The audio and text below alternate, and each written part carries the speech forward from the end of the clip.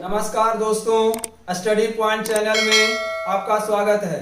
दोस्तों, आज हम लोग द्विघात समीकरण का विवेचक निकालने के लिए सीखेंगे, डिस्क्रिमिनेंट निकालने के लिए सीखेंगे कि डिस्क्रिमिनेंट विवेचक कैसे फाइंड किया जाता है द्विघात समीकरण में। तो द्विघात समीकरण में सबसे पहले हम आज ये जानेंगे कि विवेचक कहते हैं किसे, विवेचक क्या है। ठीक है, विवेचक कहते हैं किसे। तो हम लोग को पता है कि द्विघात समीकरण का व्यापक रूप क्या होता है, लिखेंगे चूंकि हम जानते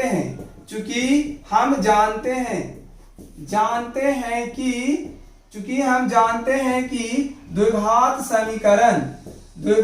समीकरण का व्यापक रूप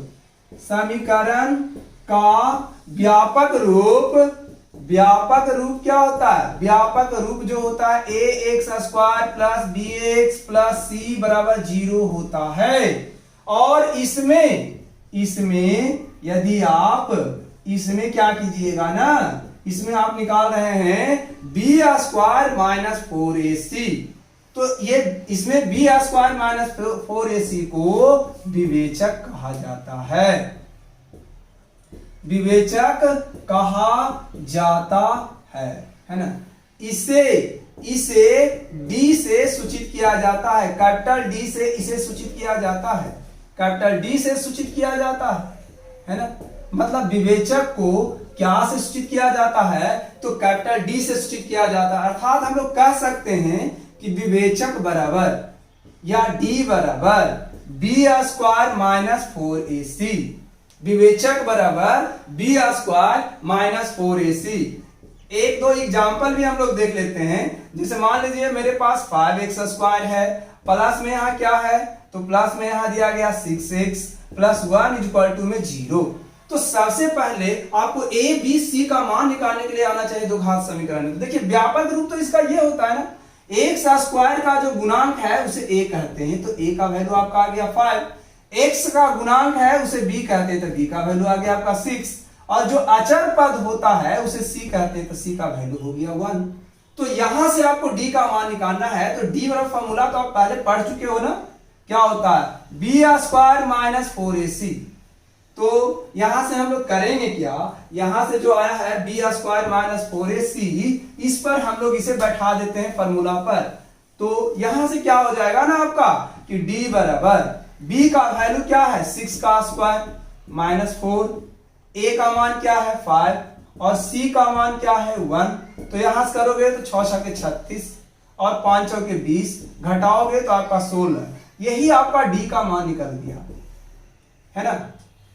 इस ढंग से हम लोग क्या कर सकते हैं, d का वैल्यू फाइंड कर सकते हैं। जैसे एक क्वेश्चन हम लोग और एग्जांपल में देख लेते हैं। मान लेते हैं एग्जांपल नंबर 2, आपके पास है √3x² plus 2√3 plus 1 equal to में 0। 2√3x प्लस 1 इक्वल टू में 0। और इसका आपको क्या करना है, विवेचक निकालना है या प्रकृति फाइंड करना है। तो यहां से a का मान करोगे तो √3, b का मान करोगे तो 2√3, c का मान करोगे तो 1। तो d वाला फॉर्मूला क्या, विवेचक बराबर b² माइनस 4ac। यहां से 2√3 का होल स्क्वायर माइनस 4, a का वैल्यू √3 और c का वैल्यू क्या है, तो c का वैल्यू आपके पास है 1। तो यहां से जब आप करोगे तो 2 का स्क्वायर कितना हो गया, 4 हो गया। 2 का स्क्वायर 4, √3 का स्क्वायर 3, तो 4 तिया 12 आ गया, 4√3 आ गया। यही इसका विवेचक निकल गया। ठीक है, ये क्वेश्चन को हम लोग इस ढंग से भी दे सकते थे कि चलिए ये क्वेश्चन एग्जांपल नंबर हम लोग अभी 3 रख लेते हैं। ठीक है, एग्जांपल नंबर 3 देख लेते हैं। एग्जांपल नंबर 3 की बात करते हैं तो यहां करेंगे 5x² plus 2√5x plus 1 equal to में 0। तो यहां से a का मान क्या है 5, b का मान क्या है 2√5, c का मान क्या है 1। तो यहां से d का फॉर्मूला क्या आ जाएगा b² माइनस 4ac। तो b का वैल्यू क्या है 2√5 का होल स्क्वायर माइनस 4, a का वैल्यू 5, c का वैल्यू 1। यहां से करोगे 5 का स्क्वायर 25, 2 का स्क्वायर 4 स्क्वायर से रूट खत्म तो 5, यहाँ 5 चौके 20, यहाँ 20 माइनस 20 घटाओगे तो आपका 0 है ना। इस ढंग से हम लोग क्या कर सकते हैं ना कि विवेचक निकाल सकते हैं। अब हम लोग देखेंगे द्विघात समीकरण के मूलों की प्रकृति ज्ञात करने के शर्त। दोस्तों इसका जो है वो 3 शर्त है, ठीक है। पहला शर्त ये कहता है कि यदि डी मतलब बी स्क्वायर माइनस 4ac 0 से बड़ा होगा, 0 से बड़ा बोले तो धनात्मक होगा, मतलब पॉजिटिव रिजल्ट आना चाहिए, प्लस में रिजल्ट आना चाहिए। जब डी का मान 0 से बड़ा होगा तो मूल आपका वास्तविक और क्या होगा, असमान होगा। मूल जो होगा वो आपका रियल आएगा, मतलब वास्तविक आएगा, और असमान होगा, कहने का मतलब है कि यहां पर x का 2 मान आएगा और दोनों मान जो आएगा वो डिफरेंट आएगा, ठीक है। पहला शर्त ये कहा। दूसरा शर्त कहा गया कि यदि d बराबर, डी बोले तो बी स्क्वायर माइनस 4ac का मान 0 से बड़ा हो तो मूल क्या होता है, वास्तविक होगा और समान होगा। समान कहने का मतलब कि इसका जब हल निकालिएगा तो क्या होगा, माइनस बी बटे 2a माइनस बी बटे 2a। जरा हम लोग यहां समझ लें, मूल निकालने के लिए हम लोग तो फॉर्मूला जानते हैं ना।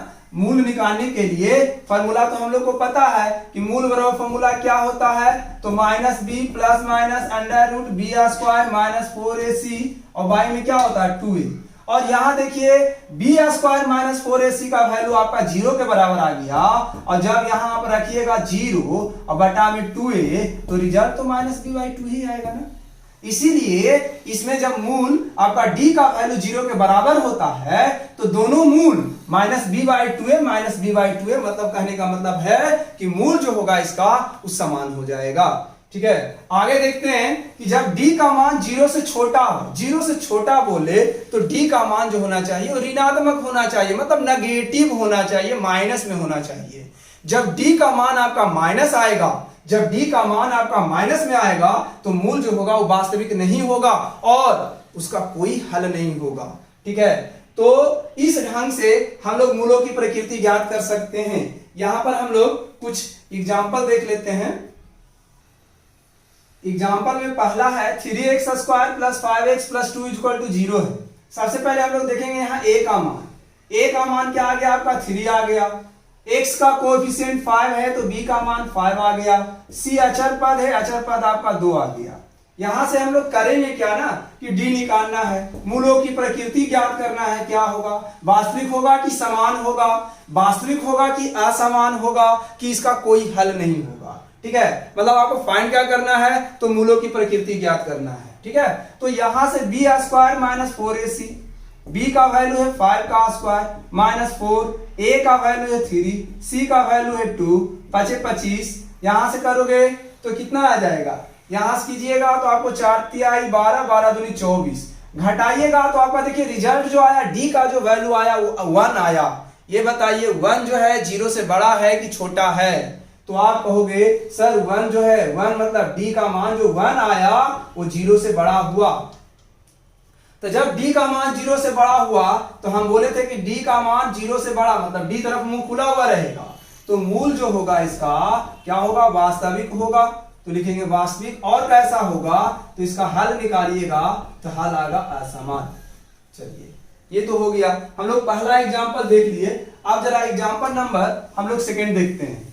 सेकेंड एग्जाम्पल है कि आपके पास 3x square plus 2 under root 3x plus 1 is equal to में 0।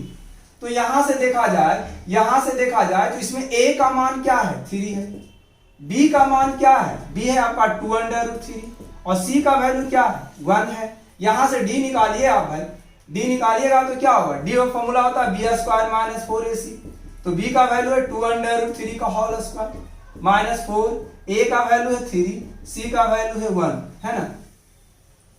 तो यहां से देखा गया 2 का स्क्वायर करेंगे तो 4 और रूट 3 का स्क्वायर करेंगे 3, यहां से 4 तिहाई 12, यहां 12, 12 माइनस 12 घटाओगे तो d का वैल्यू 0 के बराबर। और आपको बोला गया कि जब d का वैल्यू 0 के बराबर हो तो मूल क्या होता है, मूल तो वास्तविक होता है ना।